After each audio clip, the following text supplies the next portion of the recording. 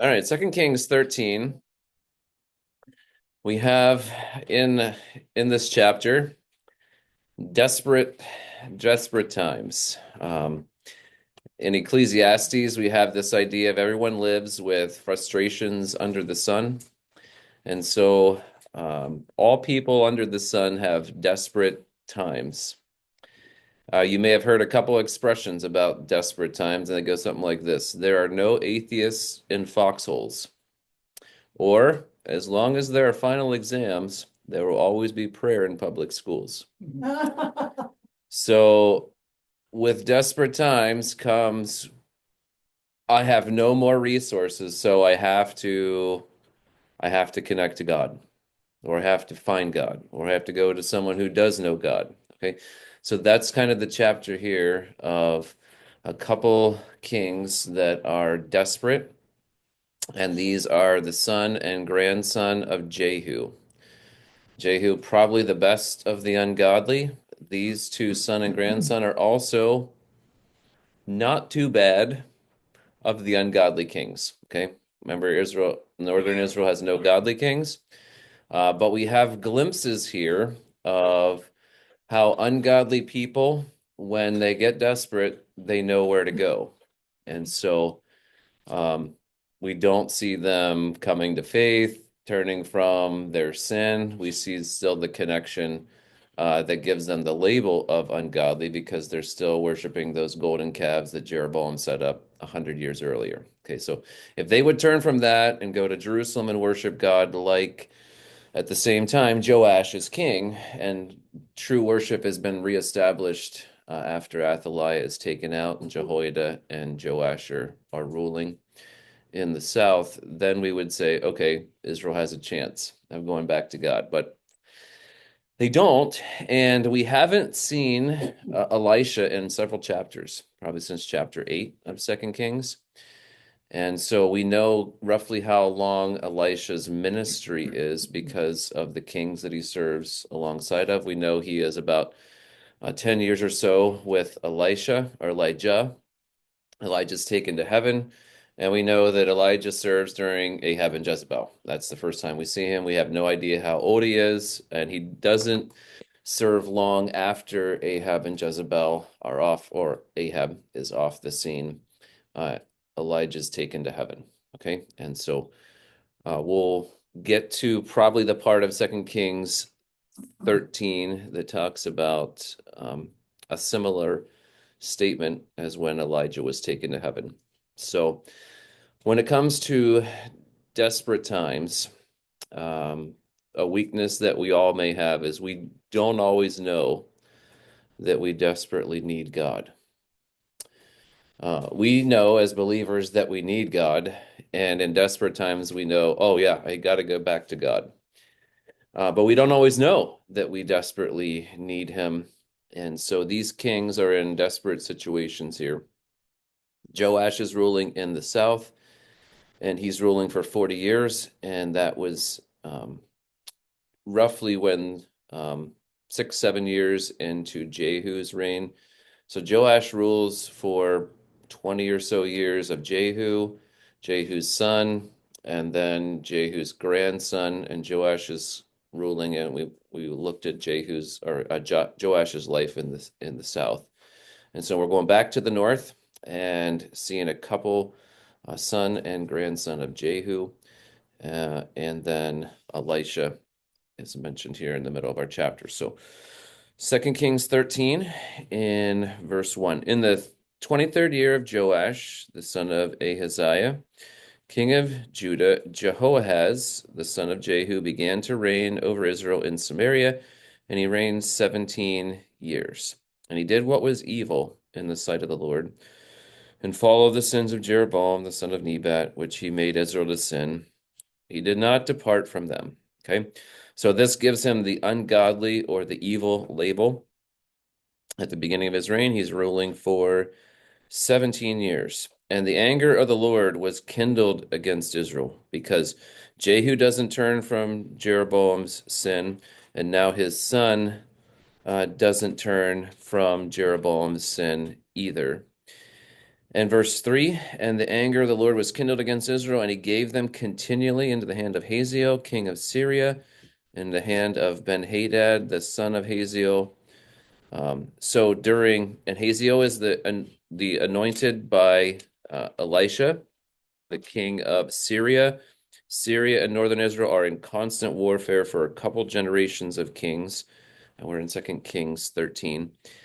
And so there's constant warfare. And Hazael was anointed to be king to judge Israel for their idolatry under Ahab and Jezebel. Elisha is the one who anoints Hazael to be king of Syria.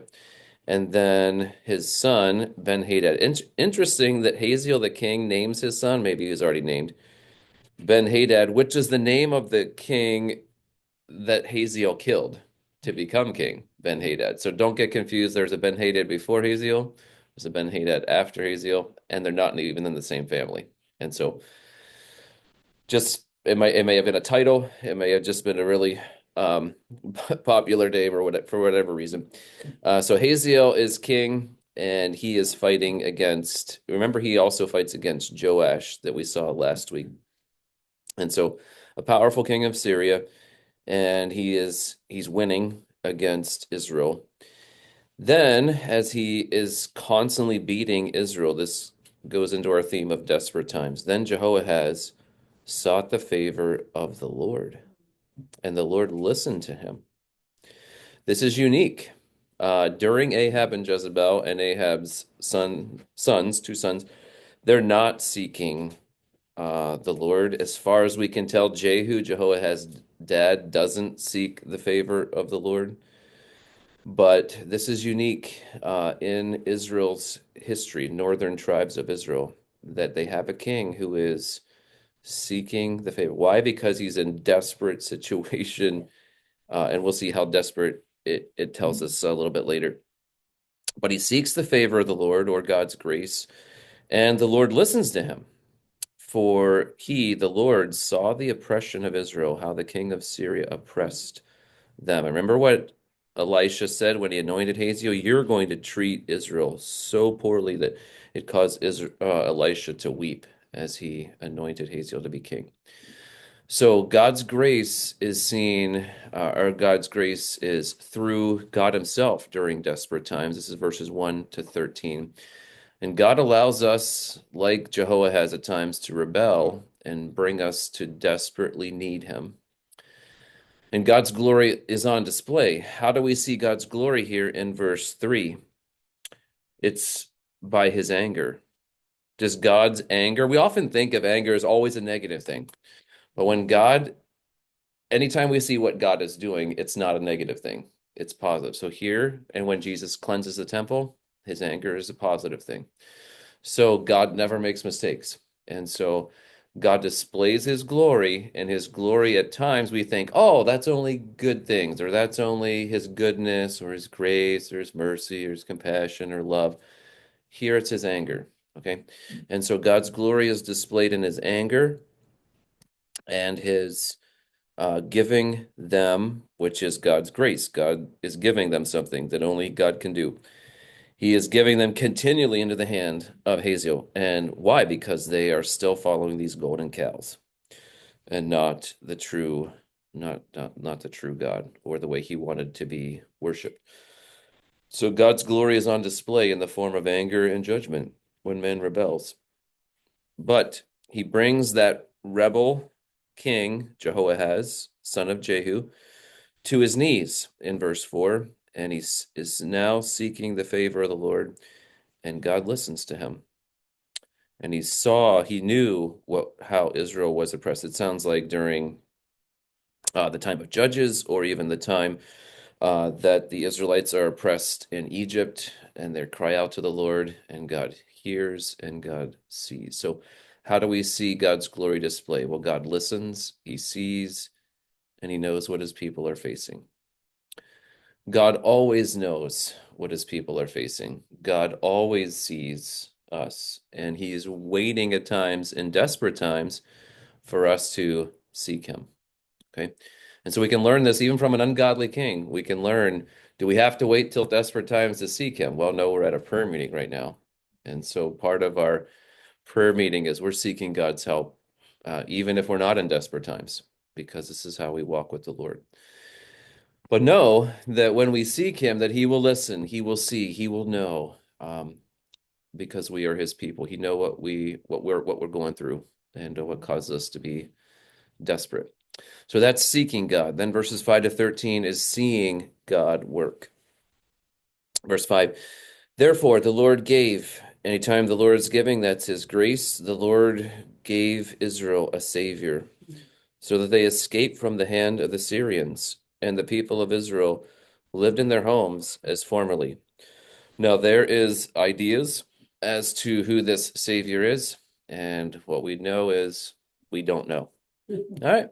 And so could be Elisha, could be the king, could be a captain, could be somebody from outside of Israel. We have no idea. We don't need to know. And so it's almost like whenever you read Judges, it's like God raised up a deliverer. God raised up a deliverer. And if you read, I think it is Judges 3 or 4 I was reading this morning, and these cycles of them walking away from God, and they cried out to God, and God raised up somebody to help them.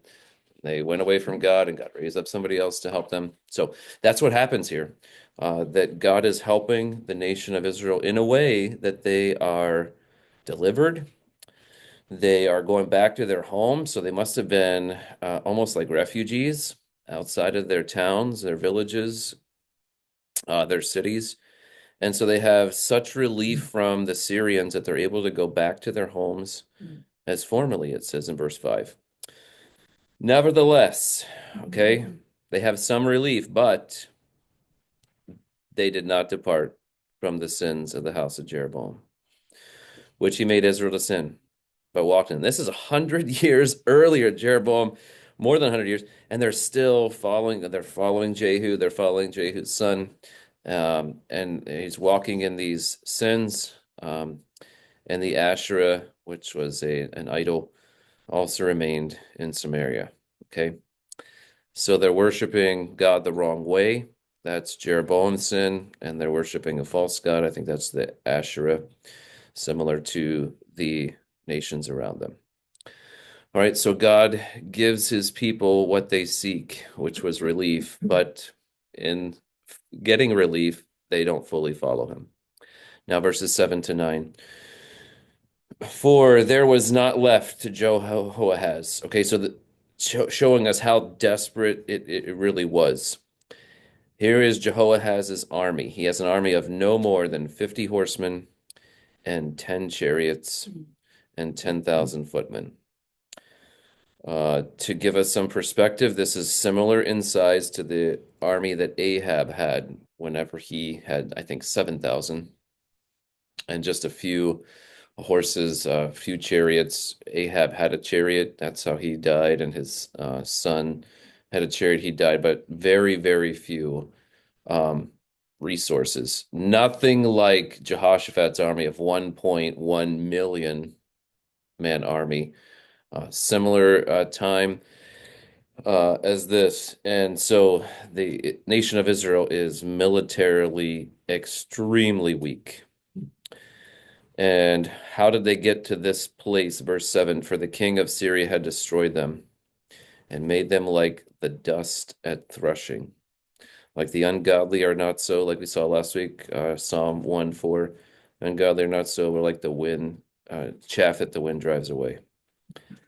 Verse 8, now the rest of the acts of Jehoahaz and all that he did and his might, are they not written in the book of the Chronicles of the kings of Israel?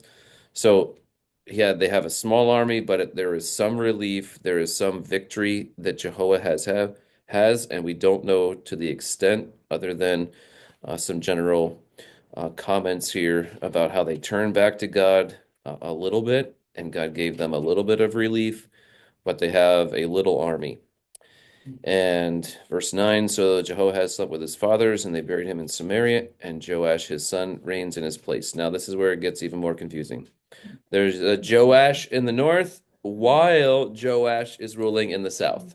You're like, okay, must have been the popular name. Must have been the top baby names of whatever this era was, and so Joash was the name. And we get a reference to both Joashes in the next verse. Verse 10. In the 37th year, remember Joash in the south rules for 40 years. So in the 37th year of Joash, king of Judah, Jehoash, the son of Jehoahaz, began to reign. So both can have been called Jehoash and Joash, both of the names interchangeable. And so they both rule at the same time.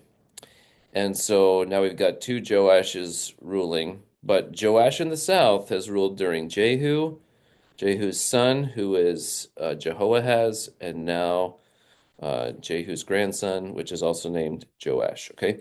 He's the son of Jehoahaz. He began to reign over Israel and Samaria, and he reigned 16 years. So these are longer reigns, which helps the kingdom to be somewhat stable. If God is fighting for them, they are victorious. If God is fighting against them, they've got a tiny army. And verse 11, summary of his rule, he also did what was evil in the sight of the Lord. Still an ungodly king. He did not depart, and what made him evil? He did not depart from all the sins of Jeroboam. We're seeing this pattern over and over and over. The worst kings are Ahab, Jezebel, and their line, and they're following Baal. But the best of the ungodly kings are following Jeroboam and his sins that he made Israel to sin. And it connects us with it wasn't just this personal sin. These kings made Israel to sin as well, and following Jeroboam and him making Israel to sin. But he walked in the ways of the sin of previous generations. Verse 11. Now, the rest of the acts of Joash and all that he did. We'll get a really quick summary of his 16 years, and we really don't have anything other than how he reigned, except for the next story. Okay. And so, and all that he did, and the might of which he fought against Amaziah, the king of Judah. Are they not written in the book of the Chronicles of the kings of Israel? So when we cover Amaziah, which might be in a week or two, at least 2 weeks away, we'll see how Amaziah, a godly king, fights against Joash and loses. So the army must be getting a little more stronger because they're able to beat Judah in a battle. Verse 13, Joash slept with his fathers, and Jeroboam sat on his throne. And this is not the Jeroboam who split the kingdom. We call him Jeroboam the second. Okay, so this is the second Jeroboam. It's kind of like how many kings in England have been George or other names, and you have to put or in France, Louis. Which Louis is this? Okay, so you got to put a number next to it. So we put Jeroboam the second, and this Jeroboam the second is going to be the strongest that the south or that the northern tribes of Israel get, and then after that they kind of just fall apart, and they go off into captivity soon after Jeroboam dies. But there are four kings in Jehu's line: Jehu, his son, grandson, and then Jeroboam. And so during his grandson's reign is when Elisha, now we haven't seen Elisha for 5 chapters. And so we followed the kings. The kings haven't been great, but Baal worship has been eliminated. We're thankful for that. We see Jehu's son crying out to the Lord. Okay, we're thankful for that. And Joash, when he hears that Elisha in his kingdom is sick, verse 14. Now, when Elisha had fallen sick with the illness of which he was to die, Joash, the king of Israel, goes down to him and wept before him. Why does this ungodly king go to a godly prophet? I would say the godly prophet of his day. Other than, well, we'll see how they interact here, and we'll probably stop after the interaction, but he and Elijah are legends. Okay. To have the title of legend means that your fame has spread in Israel, in Judah, in Syria. I mean, everybody knows Elisha. He is so well known that people from outside of Israel are coming, like Naaman the Syrian, to get healed by him. When he raises someone from the dead, that is given, that story is given in Kings to the king, the current king of Israel. So the king of Israel knows, whoever that king was, I don't think we have his name. The king of Israel knows that Elisha is God's man. Nobody can raise somebody from the dead. There are weird people out there today that claim to be Christians that are on YouTube, that weird movements that claim to be able to raise people from the dead. Don't believe it. It's not, it's fake. It is not real. Um, but we have three resurrections from the dead in the Old Testament, and they're all in this time frame, and they're on a very, very short time frame. And so we'll see the third one, Lord willing, next week in Elisha's after Elisha dies. So when you're seeking God and seeking His grace, you can connect directly to God. God wants us to seek Him directly. How do we do that in the New Testament?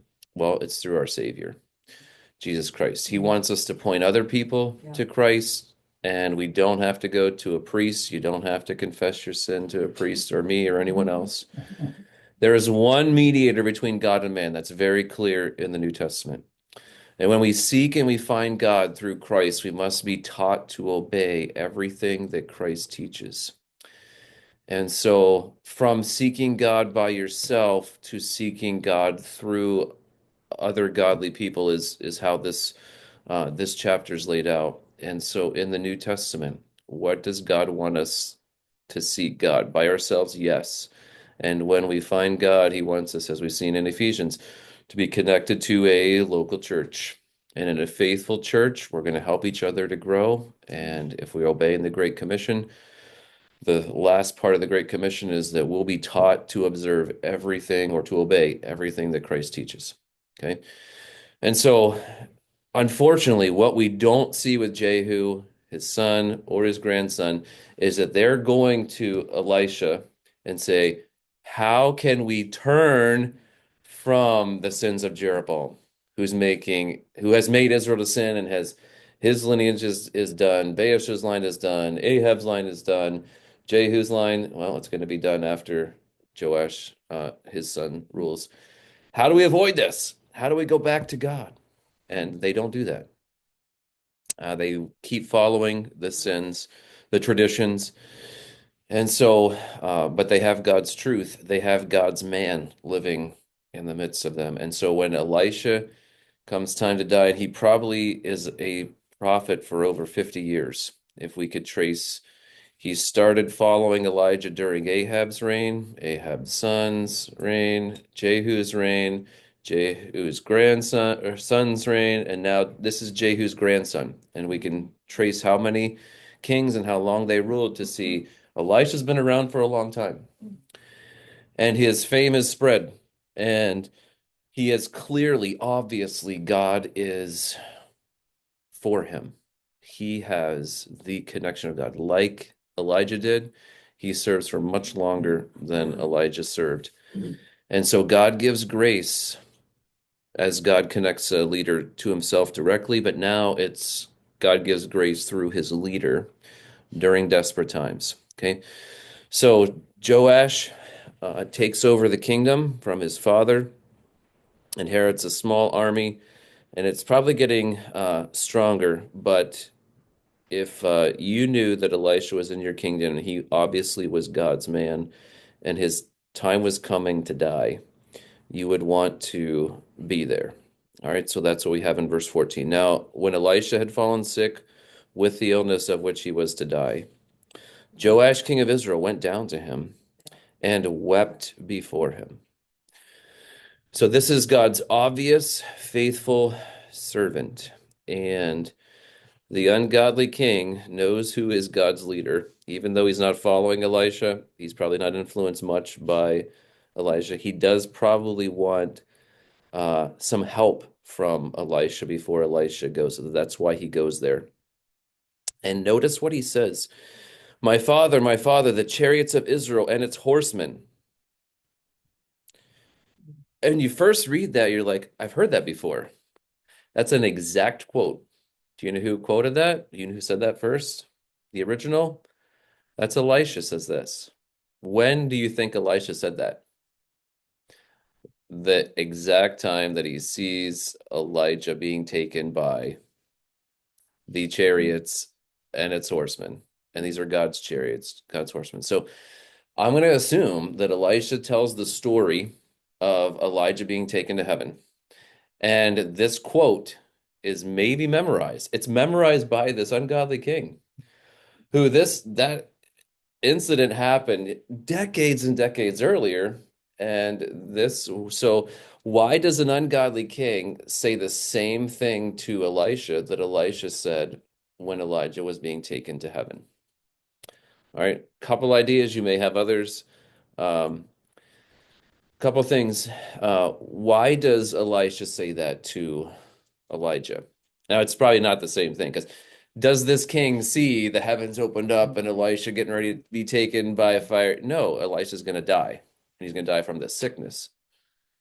Elijah did not die and he wasn't sick at the time. He walked 30 miles or more that last day of his life. So he wasn't weak and like, oh, he's in bed or he's not in a wheelchair and Elisha's pushing him around all these cities. No, he actually just has prime of life and almost like Moses when he hikes to the top of the mountain and then God takes his life, his last days. So, this king proclaims the same words that Elisha said to Elijah while Elijah was being taken directly to heaven. My father, the chariots of Israel and its horsemen. So this expression had to have been circulated from Elisha. Elisha was the only one there. No one heard Elisha say this. So Elisha had to tell people what he said when he saw.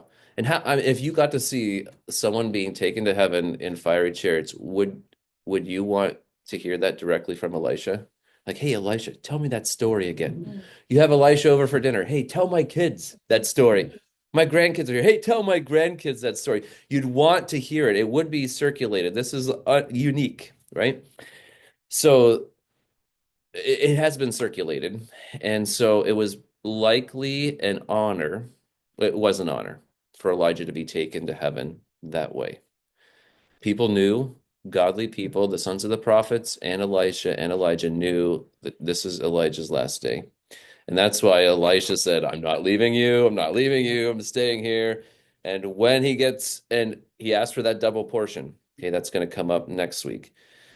He wants a double portion of God's spirit. So was Elijah an obvious faithful servant of God of which God used him greatly? And everybody knew this is God's servant. Yes. Elisha probably has double amount of God's power. And I went back through, and we'll look at those next week, all the miracles that Elisha did that are recorded. And I think I counted 23. Okay. Fascinating amount of obvious ways that God used Elisha. So it was an honor for Elijah to be taken to heaven the way he was with the chariots of Israel and its horsemen. So it's obvious to the sons of the prophets, the kings, all Israel, Judah, Syria, that Elisha was God's prophet. And the king coming to Elisha as he was dying likely was to honor him, but also to receive final help and direction and hope. And probably how the king thought he could honor Elisha and possibly try to get some help, which he's going to get some help here that we'll see next week, is he's going to honor him by saying what Elisha said when Elijah was taken to heaven. And so now, was the king expecting a fiery chariot? No, that's not how God was going to take and Elisha knew this is my time to die. I'm not going to be taken to heaven like Elijah. So he probably and there's probably a lot of other ideas of why he said that, but it was likely an honor and a recognition that you have, like the sons of the prophets said, you have the spirit of Elijah. How did they know that? They saw him, okay? Um, and we can see all of the miracles that Elisha was able to perform, probably twice as many as Elijah that we have recorded, and say God's hand is on this faithful man. So if we were in desperate times, we'd want to make sure we go to God's leader. Why? Because God's working through this man. And so, in conclusion, um, how do we know if God is working obviously through us? Don't look for me or anyone else to miraculously provide food or an iron axe head to float or raise someone from the dead. No, I'm gonna say nope, not me. No one else. Don't go to anyone else. But how do we know? There is obvious ways that we can tell if someone's godly, faithful to the Lord over the course of a whole lifetime, like we see in Elisha. Well, in the New Testament, we have what? The fruit of the Spirit. And it's love, and it's joy, and it's peace. Fruit is something that is obvious. Okay, as Elisha obviously had God's power on his life, the fruit of the Spirit is something that is obvious. And Jesus says what to his disciples in John 13? By this all will know that you're my disciples, if you have love for one another. And the love has to look like 1 Corinthians 13 love. And so don't expect miracles. But in the New Testament, we're expecting fruit when the Holy Spirit, the power of God, is living inside of us and is coming out of our lives. What should be coming out of our lives is God-pleasing love, joy, peace. And people, even in desperate times, will say something's different about them.